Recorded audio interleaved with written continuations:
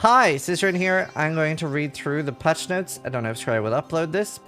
We have a very important patch. This is going to decide the future of Last Epoch and its endgame, because that is a big pain point for a lot of people, that there isn't enough to do in the game when you get there. Here's the most important things of what you can expect. There's a big focus on endgame progression and endgame aspirational content, a huge rebalance and rework to subclasses, great changes to words that make it not insanely busted. You don't feel forced to take it. Evade is now in the game. Cool new loot chase that adds a legendary potential and more further gambling with LP and Weaver's Will on items. This looks super great and I'm looking forward to it a lot. Getting level 100 isn't as trivial. It's not something that you'll just get. Like, you will actually have to push a little bit for it, which is nice. Will still be very doable for casual players though.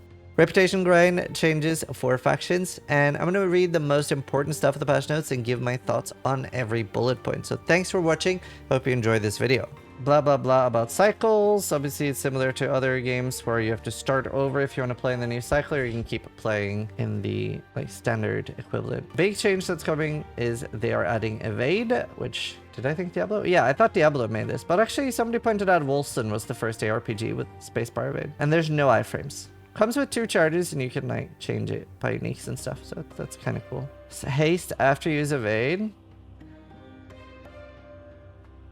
Evade is replaced by summon crab. Oh, interesting. And the nemesis system, which they showed in the video, is basically gambling with loot. It looked really cool. You can like put an item in there and hope that it gets legendary potential. You can empower the items that are there, or you can pick an item that they have. Crab God gameplay. So that looked really interesting. And you have to like rank it up. I do like the reputation rank stuff. They have a pinnacle boss coming. With Harbinger Eyes in hand and all 10 defeated, you can make your way to the portal. I wonder how long it'll take to die. Like how many days. It's always interesting when games add new bosses, because sometimes it's like weeks and sometimes it's days. But they are adding a proper pinnacle level boss, like a super endgame boss. So that's something I'm very looking forward to. Ambroth will only be able to oh, this is such a big thing that they're doing. I really want to talk about that. This is something I wish Path of Exile would do. For the first week or something, it'll only be available online on the cycle, so that nobody can take a old character and go one-shot the boss with a perfect character. Like, you have to make a new character and build that and make that. I think that's the way it should be. So the boss won't exist on standard until it's been killed or a week has passed. You can't practice it. I'm not a big fan of whenever ARPGs get to the point that you run up to a boss and one-shot it. That is a little boring. It's not that easy to fix, but it's so boring to watch somebody like go up to like an Uber boss and just snap it out of its existence. I like how they have blog posts like explaining how they came to these decisions and stuff. Killing your first Harbinger now also unlocked empowered timelines. Wait, what? Even in your first timeline, you can meet Harbingers, right? No, they're 90 plus.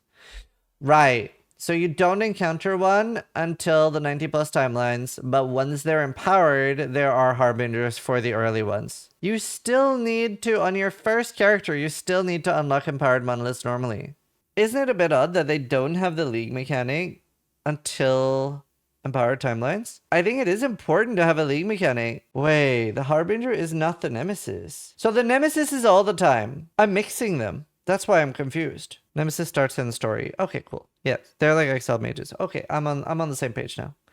Okay, cool. They first appear as floating pile of armor around the body of a powerful armorer that's been slain by a Harbinger. Rare, exalted, or unique with a bonus chance of being letter 2. They can't be idols. That's so cool though. That looks like a really good league mechanic. I still don't understand how the egg works.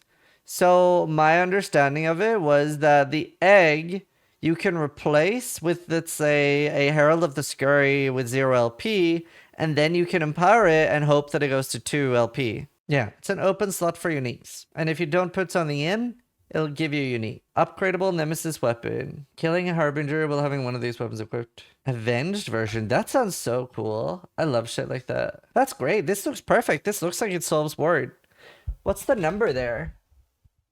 So that looks like after 4,000, it gets really hard to maintain Ward. That looks really good. Slightly easier than before early. Right, what is this? Destabilizes an item unpredictably, changing all properties other than the affix being upgraded. This stability is siphoned to the most recent monolith timeline.